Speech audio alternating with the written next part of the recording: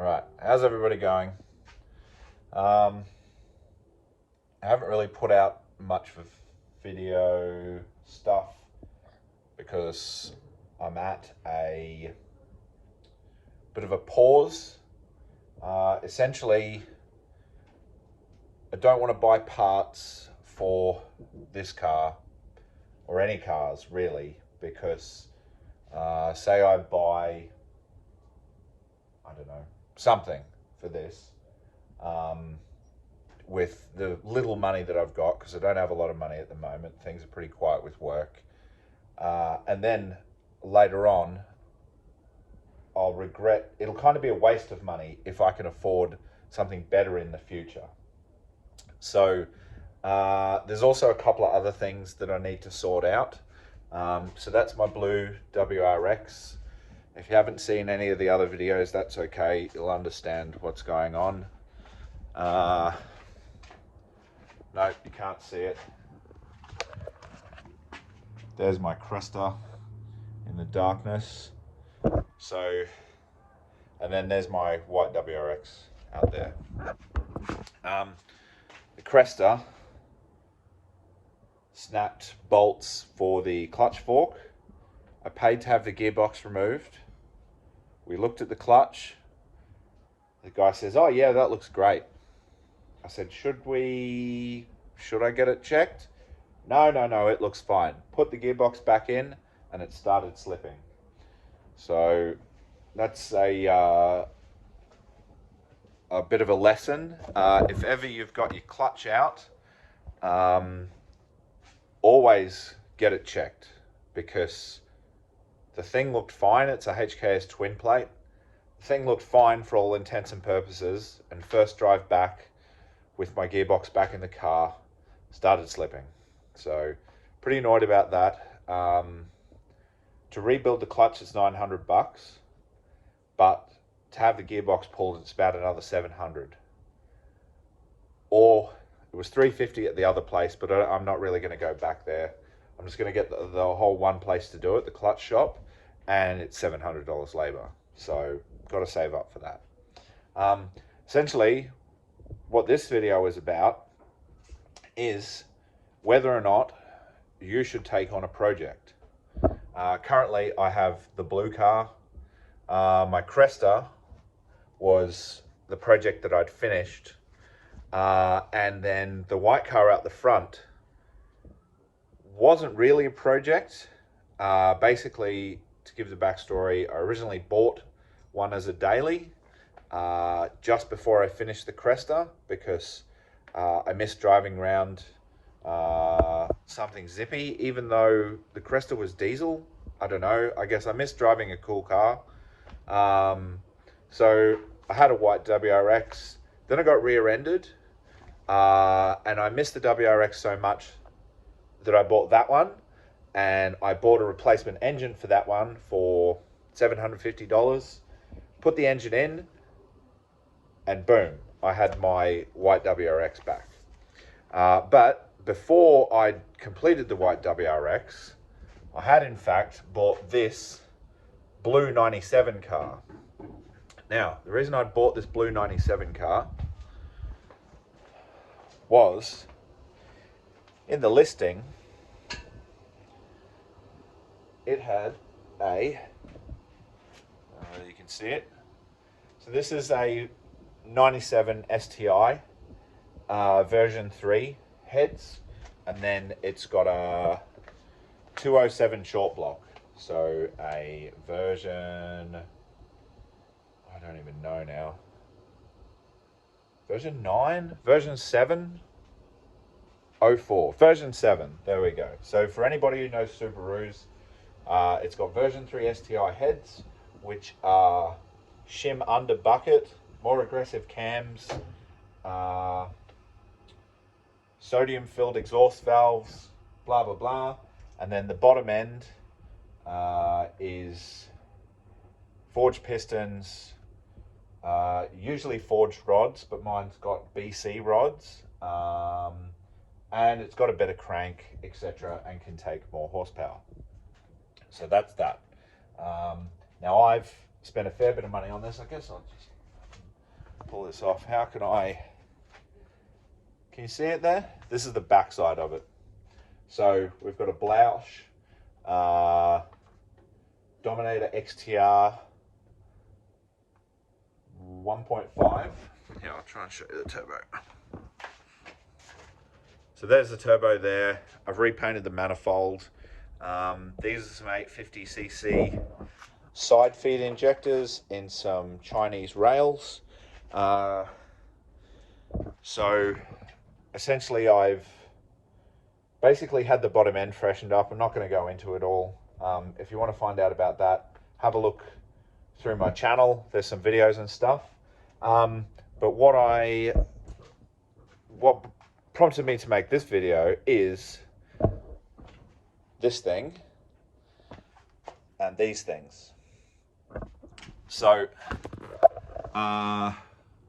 what this is an NA 1JZ non VVTi that normally comes in the Cresta. So the Cresta is a JZX90.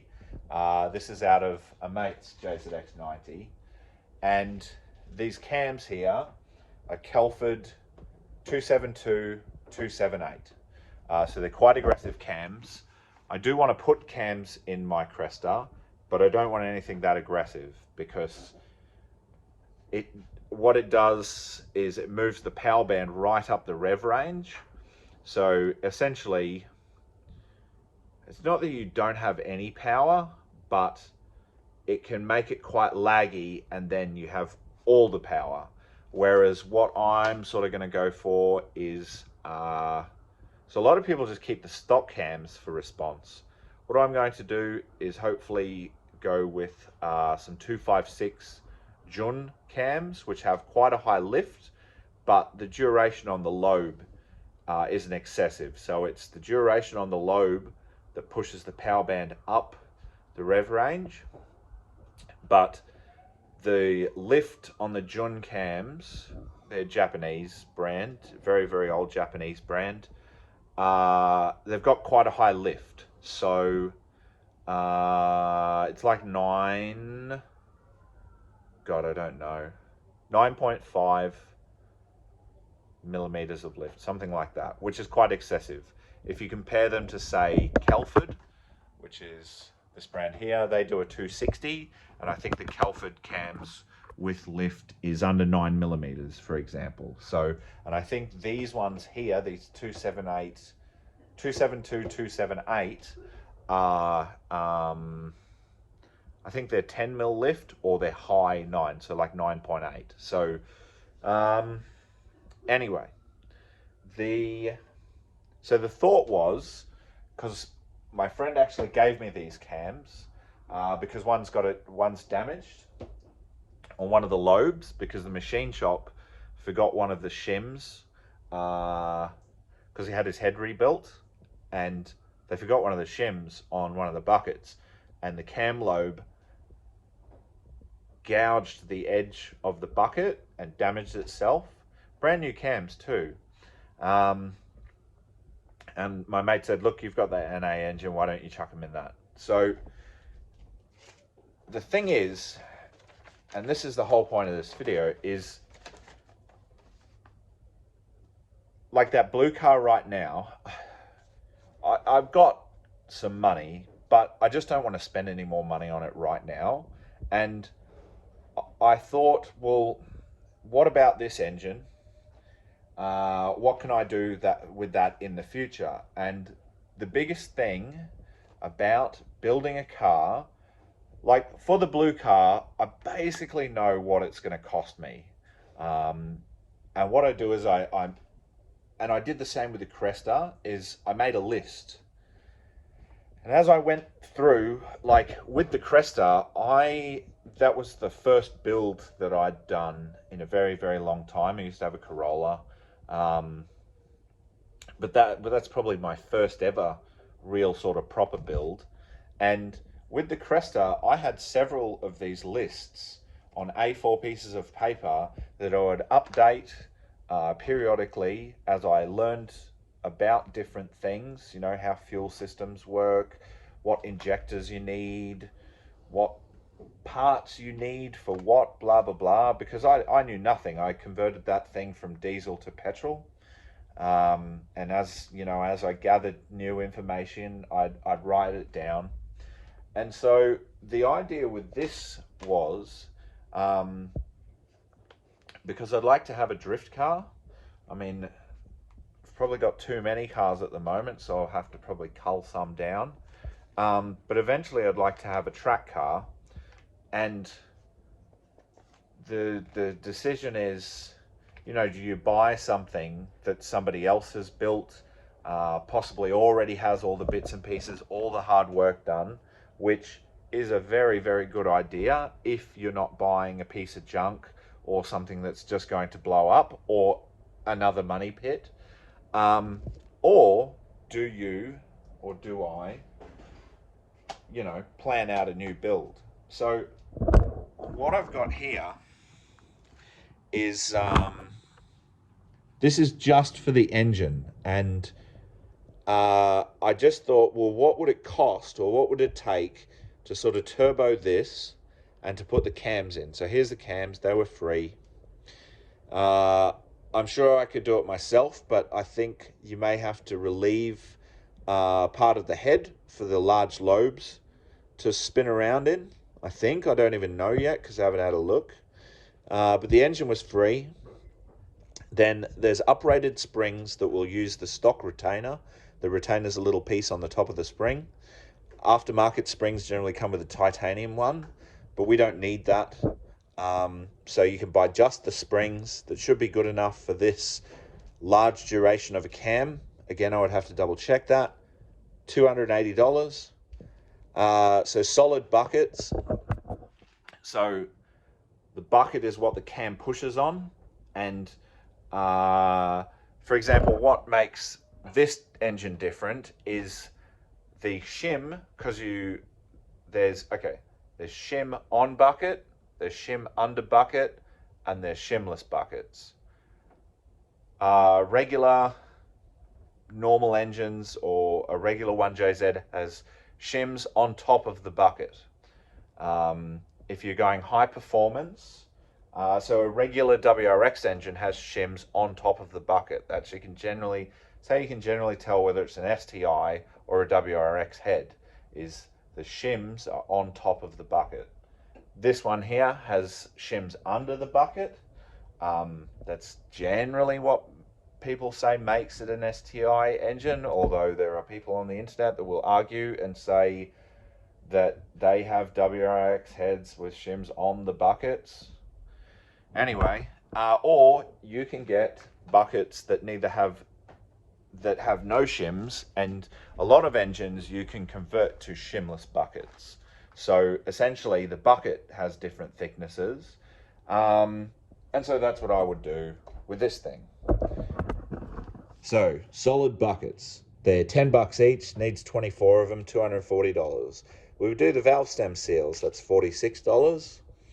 Okay, so then we would need a GTE head gasket, because I would probably go, I've got some turbo pistons, so I would probably, see, I don't even know yet, but let's say we went with a turbo head gasket, which is thinner. And then one of the big important things is you go with a GTE oil pump or a turbo oil pump, because it's a lot sturdier. And then with this NA motor, it has a distributor, and what we would want to do is blank that off, and actually on a turbo engine they have a cam sensor pickup. They have actually two of them, but you only need one. But this doesn't have that. So if you delete, what I would do is delete the distributor, and you can actually run a trigger, like a trigger kit, off one of these cam pulleys. And also by using aftermarket cams, we would want adjustable cam gears anyway. So cam gears and a trigger kit, it's about $500. And then to turbo it, we need an exhaust manifold. So apparently a 2JZ GE, so non-turbo designed manifold, for a 2J. Should work, 1,250 bucks. The cheapest half decent turbo is 1175. And then I'll show you the intake manifold actually normally has a piece that comes across here, and you can get a piece that you attach to here because this part of the manifold comes off, or I've got a turbo manifold here. We may be able to jimmy something up there.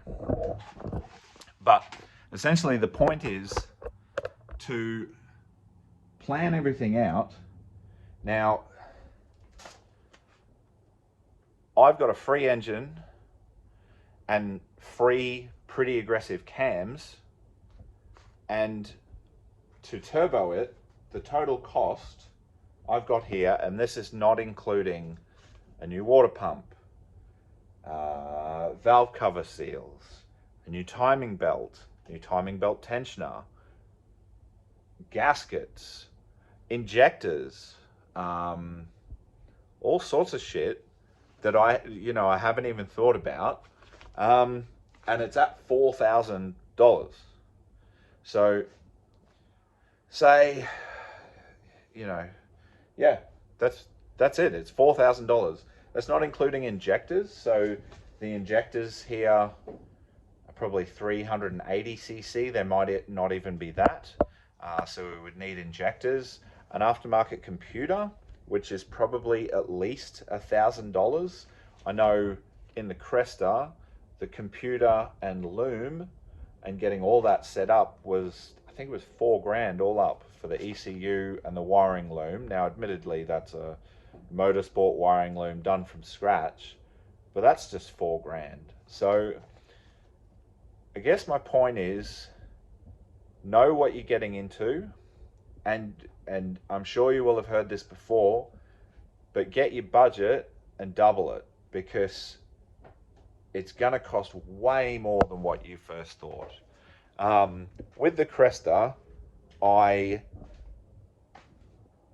kind of knew what I was in for, and I didn't start going ahead. Same with this thing. I knew what I was in for. So, if you haven't got 10 or 20 grand saved up, don't even bother. If you think that you're going to be able to do it on the cheap, start collecting bits and pieces, but don't just fully commit and, I don't know. Yeah, don't just fully commit and start buying shit or anything like that. If you're going to do it on the cheap, start doing it on the cheap and collecting cheap bits and pieces. I mean, I guess how I did with that NA engine, but I'm not going to go out and buy, I thought about trying to do an IS 200, like a little Lexus thing, but then a clutch. What's a clutch? At least $1,200, if not, well, yeah. So it's going to cost me more than $1,200 to have that clutch in that thing rebuilt. So let's say $1,200 to $2,500 for a clutch. Gearbox, an R154 is $3,000, $3,500. So it all adds up. So yeah, know what you're getting into. Make sure you have the cash. Don't just try and wing it. And plan ahead. Work it out. I'm probably not going to do that, but I mean, I might try and see if I can, build that into a turbo engine on the cheap. I mean, I guess that was what was it with? Yeah, that was with a brand new manifold, which was $1,000. Maybe I can find a cheap shitty one for $200. Like second hand. But you also get what you pay for too. So if you buy a $200 manifold, don't be sad when it breaks and you have to buy a $1,000 manifold after it. So yeah, there you go. I'll endeavor to try and make some more videos. hopefully this thing we'll get running soon. I'm waiting on a few things. We've put the Sims headers, I'll show you.